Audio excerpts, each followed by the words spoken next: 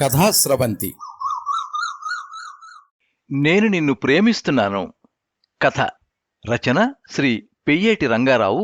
వినిపిస్తున్నవారు పప్పు భోగారావు.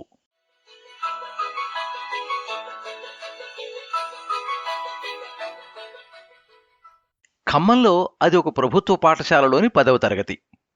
ఆ తరగతిలో మొత్తం 10 మంది విద్యార్థులు, 10 మంది విద్యార్థినులు ఉన్నారు. విద్యార్థుల పేర్లు రఘు, సూర్యం, రవి, చందు, రాజు, గోపి, శివ, మధు, రాము, గణి. విద్యార్థినుల పేర్లు సీత, రాజ్యం, లక్ష్మి, దుర్గా, మంగ, సరోజ, జానకి, దమయంతి, వాణి, ఉమ. వారు నేటి సినిమాలు, తెలుగు సీరియల్స్ బాగా చూస్తున్నవారు కావడం మూలాన చదువు కన్నా ఎక్కువ ప్రేమకు అత్యంత విలువనిచ్చే ప్లాటోనిక్ ప్రేమికులు. సంవత్సరం పూర్తి కావస్తోంది. ఆ విద్యార్థులందరికీ ఒకటే యావ. చదువు ఎలాగూ చదువుతున్నారు, పరీక్షలు కూడా బాగానే రాయగలరు. కానీ జీవితపు పరీక్షలో ఉత్తీర్ణులవ్వాలిగా. ఇక 2 నెలల తర్వాత ఎవరికెవరో. అందుకని ఈలోపునే తమ మనసులోని మాటను తమ ప్రియురాళ్లకు తెలియజెప్పేయాలి. విద్యార్థినుల ఆలోచనలు కూడా అలాగే సాగుతున్నాయి. చివరికి అందరూ కలిసి ఒక నిర్ణయం తీసుకున్నారు. ఫిబ్రవరి 14వ తారీఖున సరదాగా అందరం కూనవరం విహారయాత్రకు వెళదాం. ఆ రోజు వ్యాలంటైన్స్ డే కదా, అందుకని మన మనసులలో ఉన్న భావాలను అరమరికలు లేకుండా పంచుకుందాం. అందరూ ఇళ్లలో పులిహోర, దధ్యోజనం, చక్కెర పొంగలి చేయించుకుని పొట్లాలు కట్టుకుని ఫిబ్రవరి 14వ తేదీన కూనవరం విహారయాత్రకు బయలుదేరారు. పవిత్రమైన గోదావరి తీరాన చక్కటి తోటలో బస చేశారు. కాసేపు ఆటలాడుకున్నారు, కాసేపు అంత్యాక్షరి పాడుకున్నారు. మధ్యాహ్నం కాగానే అందరూ తెచ్చుకున్న ఆహార పదార్థాలు తృప్తిగా భోంచేశారు. ఇక అప్పుడు అసలైన సమయం ఆసన్నమైంది. విద్యార్థి నాయకుడు రఘు అన్నాడు, మై డియర్ ఫ్రెండ్స్, ఇవాళ పవిత్రమైన వ్యాలంటైన్స్ డే. అందుకే ఈ రోజున మనం అందరం ఈ విహారయాత్ర పేరుతో ఇక్కడ సమావేశమైనాము. ఈ రోజున మన మనసులలో ఉన్న భావాలను నిర్మోహమాటంగా వెలిబుచ్చుదాము. ఎందుకంటే ఈ సమయం గడిచిపోతే తిరిగి మనకు ఈ అవకాశం రాదు. ఉమ రఘుని ఎంతగానో ప్రేమిస్తోంది. అందుకని అతడికేసి ఓరగా చూస్తూ అంది, అవును రఘు, చాలా విలువైన మాటలు చెప్పావు. కార్యక్రమం మొదలుపెట్టింది నువ్వు కదా, ముందు నువ్వు చెప్పు. రఘు మెలికలు తిరిగిపోతూ అన్నాడు, సీత, నేను నిన్ను మనస్ఫూర్తిగా ప్రేమిస్తున్నాను. సీత బాధగా అంది, నన్ను క్షమించు రఘు, నేను ఎప్పటినుంచో సూర్యాన్ని ప్రేమిస్తున్నాను. సూర్యం బాధగా అన్నాడు, క్షమించు సీత, నేను నా హృదయాన్ని రాజ్యానికి ఏనాడో అర్పించేశాను. రాజ్యం బాధగా అంది, నన్ను క్షమించు సూర్యం, నేను రవిని మనస్ఫూర్తిగా ప్రేమిస్తున్నాను. రవి చటుక్కునన్నాడు, తొందరపడకు రాజ్యం, నేను నా మనసులో లక్ష్మికి చోటిచ్చాను. లక్ష్మి తలదించుకునంది, ఎంత మాట అన్నావు రవి, నా మనసులో చందుకు తప్ప మరెవరికీ స్థానం లేదు. చందు అరిచాడు, ఆగు లక్ష్మి, తొందరపడకు, నేను పెళ్ళంటూ చేసుకుంటే దుర్గనే చేసుకుంటానని ఎప్పుడో నిర్ణయం చేసేసుకున్నాను. దుర్గా విషాదవదనంతో అంది, చందు, అంత మాట అనకు, నేను మనసారా రాజుని ప్రేమిస్తున్నాను. రాజు అన్నాడు, అయ్యో పిచ్చి దుర్గా, నేను మంగని ఆరాధిస్తున్నాను. మంగ అంది, ఎంత మాట అన్నావు రాజు, నా మనసులో ఉన్న ఒకే ఒక దైవం గోపి. గోపి బాధగా అన్నాడు, మంగ మంగ మంగ, నేను సరోజిని మనస్ఫూర్తిగా ప్రేమిస్తున్నాను. సరోజ బొంగురుపోయిన గొంతుతో అంది, లేదు గోపి, అలా అనకు, నా ప్రియుడు శివ, నేను అతడినే పెళ్లి చేసుకుంటాను. శివ రుద్ధకంఠంతో అన్నాడు, సరోజ, నేను జానకిని తప్ప మరెవరిని నా సహధర్మచారినిగా ఊహించుకోలేను. జానకి వేదన నిండిన స్వరంతో అంది, పిచ్చి శివ, నేను మధుని మనస్ఫూర్తిగా ప్రేమిస్తున్నాను. మధు బాధగా అన్నాడు, జానకి, నా ఊహాసుందరి దమయంతి, ఆమెను మాత్రమే నేను వివాహమాడతాను. దమయంతి అంది, ఎంత మాట అన్నావు మధు, నేను ప్రేమిస్తున్నది రాముని. దమయంతి, నేను ప్రేమిస్తున్నది వాణిని అన్నాడు రాము. వాణి అంది, రాము, నా ప్రేమను పొందగల అర్హత కేవలం గణేశ్వరరావుకే ఉంది. గణి అన్నాడు, అయ్యో వాణి, నేను నా హృదయాన్ని ఏనాడో ఉమకు అర్పించేశాను. ఉమ అంది, గణి, నా ప్రేమ సామ్రాజ్యానికి అధిపతి కేవలం రఘు మాత్రమే. రఘు అన్నాడు, అయ్యో ఉమా, నేను మొట్టమొదటే నా మనసులో సీతకు చోటిచ్చేశానని చెప్పేశాను కదా. అందరి మొహాలు వాడిపోయాయి. అందరికీ వారి జీవితాలు వ్యర్థమైపోయాయన్న బాధ గుండెల్ని పిండి చేసేస్తోంది. అందరూ ఎవరికి వారు తమ మనసులలో, అయ్యో నా పవిత్రమైన ప్రేమ భగ్నమైపోయింది, ఇంక నేను జీవించడం అనవసరం అని రోధించేస్తున్నారు. ఓ అరగంట గడిచింది. విద్యార్థి నాయకుడు కనుక రఘు అందరికంటే కొంచెం ముందు తేరుకున్నాడు. అన్నాడు. ఫ్రెండ్స్, ఇవాళ మనందరికీ చాలా దుర్దినం. ఎంతో చక్కగా ముగుస్తుందనుకున్న ఈరోజు మన జీవితాల్లో ఎంతో విషాదాన్ని నింపేసింది. కానీ ఇప్పుడు మన కర్తవ్యం ఏమిటి? వాణి అంది. రఘు, మన సమస్యలకి పరిష్కారం ఏమిటో నువ్వే చెప్పు. రఘు అన్నాడు. ఈ సమావేశాన్ని అర్ధంతరంగా ముగించేద్దాం. అందరం ఇళ్లకు వెళ్ళి శాంతంగా, కూల్గా, కామ్గా ఆలోచించుకుందాం. ఏం చేస్తే బాగుంటుందో, ఏ నిర్ణయం తీసుకుంటే అందరికీ ఆమోదయోగ్యంగా ఉంటుందో ఆలోచిద్దాం. మళ్ళీ కొద్ది రోజులాగి తిరిగి కలుసుకుందాం. అప్పుడు అందరం ఒక నిర్ణయానికి వద్దాం. ఈలోగా ఎవరూ తొందరపడి ఏ అఘాయిత్యాలకు పాల్పడకండి. అందరూ అతడి సలహా బాగుందని అంటూ చప్పట్లు కొట్టారు. అందరూ తిరుగు ప్రయాణం అయ్యారు. దారిలో ఒక వాగు వచ్చింది. ఆ వాగులో పిల్లలు ఆడుకుంటున్నారు. ఒడ్డున పెద్దలు కూర్చునున్నారు. చాలా తినుబండారాల బళ్ళున్నాయి. ఒక బండిలో మిరపకాయ బజ్జీలున్నాయి. వాటిని చూడగానే విద్యార్థి సమూహానికి నోరూరింది. అక్కడ ఆగారు. బజ్జీలు తిని టీ తాగారు. కేరింతలు కొడుతూ వాగులోకి పరిగెత్తారు. ఒడ్డు నుంచి చాలా మంది గట్టిగా అరుస్తున్నారు. కానీ ఆ అరుపులు వాళ్ల చెవిని పడలేదు. ఎవరో ఒక రాయి విసిరారు. ఆ రాయి వాళ్లలో దమయంతికి తగిలింది. ఆమె బాధగా అమ్మా అని అరిచింది. అందరికీ కోపం వచ్చింది. ఎవరా ఆ రాయి విసిరింది అని ఒడ్డుకేసి చూశారు. అందరూ ఆందోళనగా వెనక్కి వచ్చేయండి, వరద ముంచుకొచ్చేస్తోంది అని అరుస్తున్నారు. సైగలు చేస్తున్నారు. అప్పుడు వారికి అర్థమయ్యి వాగులోకి చూశారు. ఉద్ధృతమైన వేగంతో వరద నీరు వాళ్ళను తరుముకుంటూ వచ్చేస్తోంది. వారందరూ ఒకరి చేతిని మరొకరు పట్టుకుని హడావిడిగా ఒడ్డుకు పరిగెత్తుతున్నారు. క్షణాల్లో నీటి ప్రవాహం వారిని చుట్టుముట్టేసింది. అందరూ కొట్టుకుపోతున్నారు గాని ఒకళ్ళ చేతిని మరొకరు విడవలేదు. ముక్కుల్లోకి, నోళ్లలోకి నీళ్లు వచ్చేసాయి. మరికొద్ది క్షణాల్లో అందరూ చనిపోబోతున్నారు. అప్పుడే ప్రభుత్వం వారు ఏర్పాటు చేసిన రెస్క్యూ టీం అక్కడికి వచ్చారు. ఏ ఒక్కరూ కొట్టుకుని పోకుండా అందర్నీ ఒడ్డుకు చేర్చారు. అయితే అప్పటికే కొందరు నీళ్లు త్రాగేసి స్పృహలు కోల్పోయారు. ఆ టీం వారు ప్రాథమిక చికిత్స చేసి వారందరినీ రక్షించారు. అందరూ తిరిగి బస్సులోకి వచ్చి పడ్డారు. ఆ సంఘటన వారిని తీవ్రమైన ఆందోళనకు గురిచేసింది.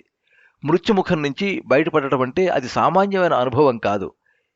ఖమ్మం చేరుకుని ఎవరిళ్లకు వాళ్ళు మౌనంగా వెళ్ళిపోయారు.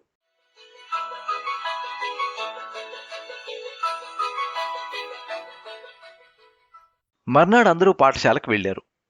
నిన్న జరిగిన సంఘటన గురించి ఎంతో భావోద్వేగంతో చర్చించుకుంటున్నారు. ఇంతలో ప్రధానోపాధ్యాయులైన కృష్ణశాస్త్రి గారు వారి తరగతిలోకి వచ్చారు. అందరూ గౌరవపూర్వకంగా లేచి నిలబడ్డారు. శాస్త్రిగారు అందర్నీ కూర్చోమని సైగ చేసి తన ప్రసంగం మొదలుపెట్టారు. నా ప్రియమైన విద్యార్థిని విద్యార్థులారా, మీరందరూ వ్యాలంటైన్స్ డేకు ప్రాధాన్యతనిస్తూ విహారయాత్రకు వెళ్లడం, అక్కడ జరిగిన విషయాలు, తిరిగి మీరు వెనక్కి వస్తూ ఉండగా వాగులో మీకు ఎదురైన సంఘటన, ఇవన్నీ నాకు పూర్తిగా తెలిసాయి. ఇప్పుడు నేను ఒక ప్రధానోపాధ్యాయుడిగా కాక మీ స్నేహితుడిగా, మీ ఈడు వారిలో ఒకటిగా మీతో సంభాషిద్దామని వచ్చాను. అందుకని నన్ను అలాగే ట్రీట్ చేయండి. ముందు నేను చెప్పదలుచుకున్నది ఏమిటి అంటే, మనం జీవితంలో ఎన్నో కావాలని అనుకుంటాం, ఎన్నింటినో ఆశిస్తాం. అవి మనకు లభ్యం కానప్పుడు నిరాశ నిస్పృహలతో కృంగిపోతాం. ఆ నిరాశ నిస్పృహలలోంచి ఒక తెగింపు పుట్టుకొచ్చి ఆత్మహత్య చేసుకుందామన్నంత ఆలోచన కూడా కలుగుతుంది. అవి మన జీవితాలలో మనకు ఎదురయ్యే అతి బలహీనమైన క్షణాలు. ఆ క్షణాలలో కొందరు తమ జీవితాలను ముగించుకుంటారు. కానీ దాని ద్వారా వారు ఏమి సాధించుకున్నారు? మానవ జన్మ అన్నది భగవంతుడు మనకిచ్చిన అపూర్వమైన వరం. దానిని సద్వినియోగపరచుకోకుండా పిరికివారిలా జీవితాన్నించి పారిపోవడం అన్నది సరియైనదేనా? ఆ బలహీనమైన క్షణాలను మనం అధిగమించగలిగిన నాడు మనం జీవితాలను సార్థకం చేసుకోగలుగుతాం. తరువాత భవిష్యత్తులో ఎంతో కృషి చేసి అత్యున్నత శిఖరాలకు చేరుకోగలుగుతాం. మృత్యువు ఎంత భయంకరమైనదో నిన్న మీ అందరికీ అనుభవంలోకి వచ్చింది. ఆ క్షణాల్లో మీకు బ్రతుకు మీద ఆశ పుట్టుకొచ్చి, అయ్యో భగవంతుడా, మమ్మల్ని ఈ ఆపద నుంచి గట్టెక్కించు, కాపాడు అంటూ అందరూ ప్రార్థనలు చేసి ఉంటారు. ఆ అనుభవాన్ని ఒక పాఠంగా మీరు జీవితాంతం గుర్తుపెట్టుకోండి. ఇక ప్రేమ గురించి, మనమందరం ఒకే ఈడు వాళ్ళంగా భావించండి అని మీతో చెప్పానుగా. అందువలన నేను మీలో ఒకటిగా అయిపోయి నా బిడియాన్ని వదులుకుని నా జీవితంలో జరిగిన సంఘటనల గురించి మీకు చెప్పేస్తున్నాను. నాకు 14 ఏళ్ల వయస్సు వచ్చినప్పటి నుంచే నన్ను నేను పెద్దవాడిగా భావించేసుకోవడం మొదలుపెట్టాను. అప్పుడు నేను మొదటిసారిగా మా ఇంట్లో పనిచేస్తున్న యాదమ్మ మీద మనసుపడ్డాను.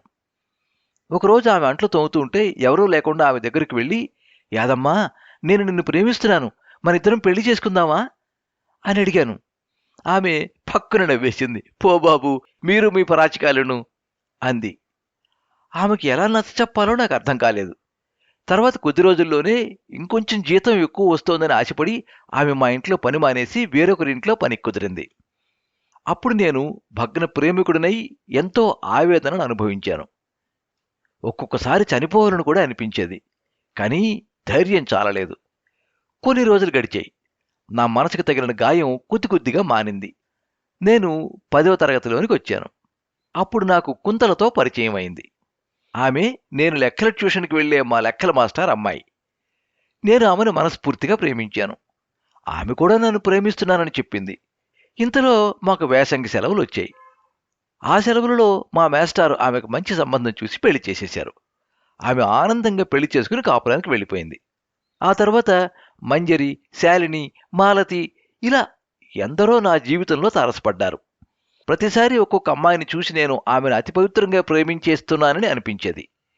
ఈలోగా నాకు ఈ స్కూల్లో ప్రధానోపాధ్యాయుడిగా ఉద్యోగం వచ్చింది. నా తల్లిదండ్రులు ఒక సంప్రదాయం ఉన్న కుటుంబంలోని అమ్మాయిని చూసి ఇష్టపడ్డారు. ఆ సంబంధాన్ని ఖాయం చేసేశారు. నేను విరక్తిగా ఎవరైతే ఏమిలే, కనీసం నా తల్లిదండ్రులకైనా సంతోషాన్ని కలిగించాలిగా అని ఆలోచించి ఆమె మెడలో తాళి కట్టేశాను.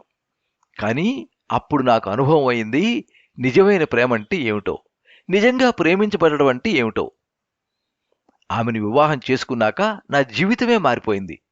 అంతేకాదు అప్పటి నుంచి మరొక స్త్రీ గురించిన ఆలోచనలేవీ నా మనసులోకి రాలేదు. ఇదంతా ఎందుకు చెబుతున్నానంటే, మీరందరూ ఆ అడాలసెంట్ ఏజ్లో ఉన్నారు. నాకు కలిగిన అనుభవాలే ఇప్పుడు మీకు కలుగుతున్నాయి.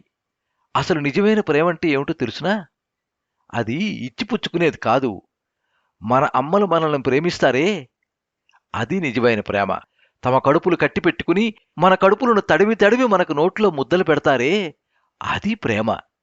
మనకు ఒంట్లో బాగుండకపోతే నిద్రాహారాలు మాని మన మంచం పక్కనే కూర్చుని మనకి సేవలు చేస్తారే, అది ప్రేమ.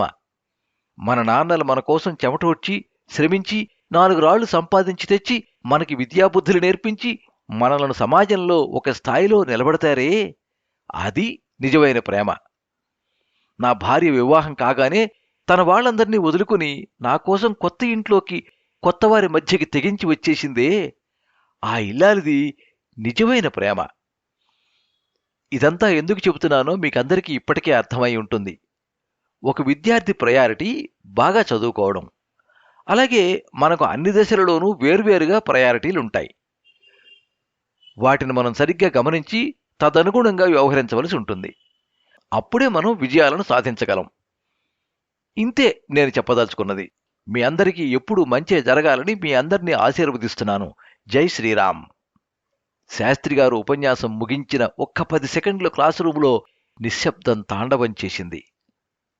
తర్వాత హాల్ అంతా చప్పట్లతో మారుమ్రోగిపోయింది.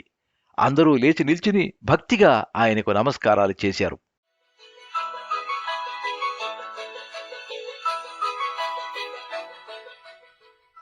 మీరింతవరకు నేను నిన్ను ప్రేమిస్తున్నాను కథ విన్నారు. రచన శ్రీ పెయ్యేటి రంగారావు. వినిపించిన వారు పప్పు భోగారావు. ఈ కథ మీద మీ అమూల్యమైన అభిప్రాయాన్ని కింద కామెంట్ బాక్స్లో రాయండి. ఈ వీడియోని లైక్ చేయండి, మీ మిత్రులందరికీ షేర్ చేయండి. ఇలాంటి మరిన్ని మంచి కథలు వినిపించడానికి ఈ ఛానల్ని సబ్స్క్రైబ్ చేసుకోండి. పక్కనే ఉండే బెల్ ఐకాన్ని క్లిక్ చేస్తే ఇలా అప్లోడ్ చేసే వీడియోల వివరాలన్నీ కూడా మీకు ఎప్పటికప్పుడు నోటిఫికేషన్ ద్వారా తెలుస్తాయి. ఎప్పుడు మీ అభిమానాన్ని కోరుకునే పప్పు భోగారావు. సర్వే జనాః సుఖినో భవంతు. కథా స్రవంతి